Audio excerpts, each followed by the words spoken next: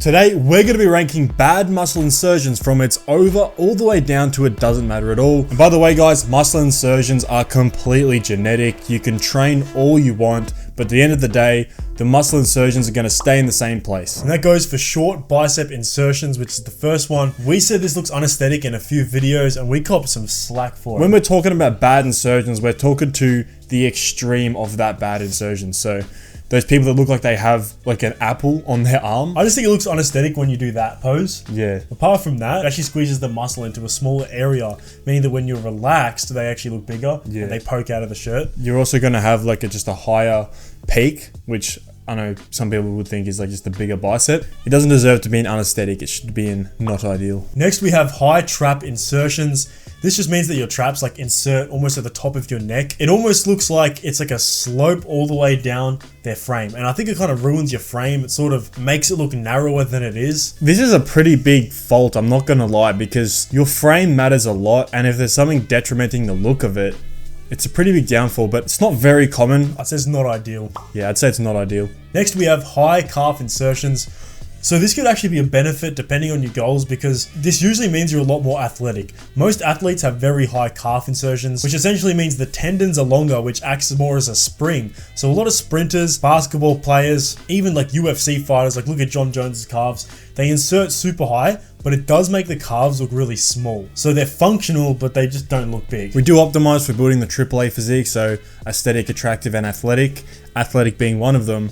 But for building an aesthetic physique, which is mainly what we're looking at here, I mean, we've said in videos that calves really don't matter that much, but it's true that they do matter somewhat. So I'm in between doesn't matter and not ideal. I'm also just gonna say it doesn't matter because the trade-off makes it like the trade-off, like I honestly wish I had, you know, worse calves. It meant me being a better athlete. Next, we have short tricep insertions. So this essentially means your triceps end further away from your elbow, which leaves like almost a gap. However, a short tricep insertion will also make your arms look skinnier from the front and back because it makes up a lot of the girth of your arm. I suffer from this problem and it gives you that two-dimensional arm look, so I'd say it's a pretty big downfall. I would just put it in not ideal. Yeah. Also, guys, this is entirely genetic, like we mentioned. If you want to actually figure out how good your genetics specifically are, we actually made a free calculator.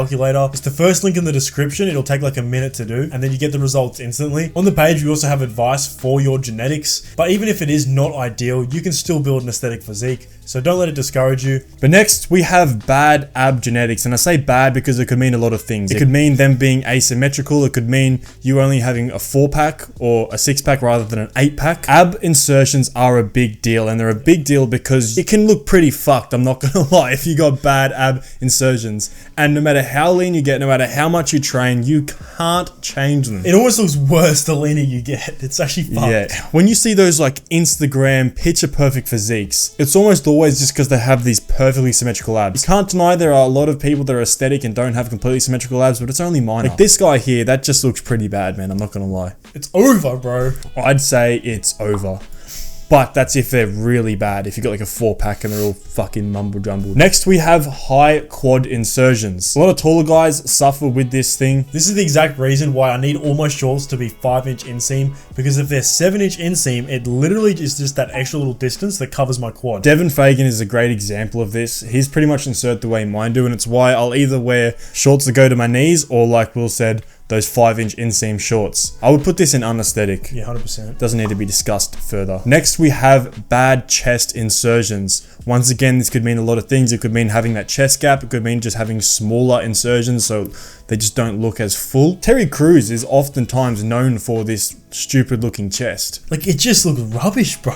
Yeah, if we're talking the extremities here, it is over if your chest insertions are really that bad. Next, we have wide hips. It's a bit of a soft spot for you, mate. No, my hips aren't actually that wide. I think it's just more my waist. But like, if you just look at this dude, it looks so feminine. Like, it looks like you could bear a child. Once again, this is just a really unfortunate thing because there's nothing you can really do about this. I know this isn't really an insertion. It's more just your bones, but it deserves to be in this list nonetheless. Once again, you can't really out-train it unless you get so big that, you know, everything else is sort of in proportion, but you're still going to have that look, that silhouette. I mean, maybe transitioning might be your best option here. This is just really unfortunate, man, but I'm going to say it's over, honestly. Yeah. Can you build a good physique with it? Yes. Can you build an elite model physique with it? No. Next, we have high lat insertions. So, I mean, it's like arguable whether high or low lats look better, honestly. Like, some will probably think high looks better, some will think low looks better. The only disadvantage having high lat insertions is from the front, you can't see them as clearly and it kind of ruins the V-taper. This is because the arms will cover it, but from the back, I honestly think it looks even better.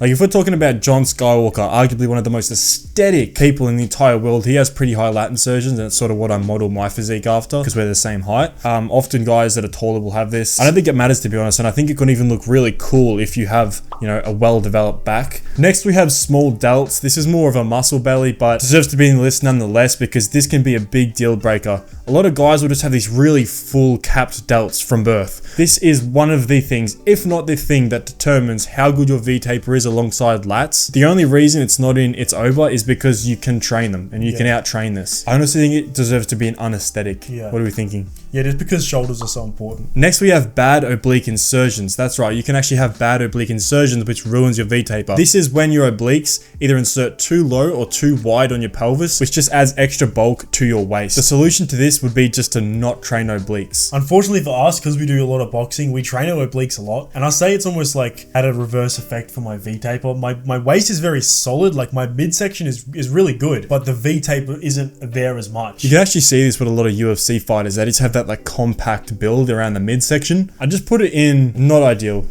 because it's very easy to fix, and it's not often you see very overdeveloped obliques. That's it, guys. Let us know where you would reorder these. Pretty satisfied with what we've got here, to be honest. Comment what tier list or what video we should do next. We always listen to support and what people suggest. Subscribe to see the next one. Love yous all, and I'll see you in the next one. Peace.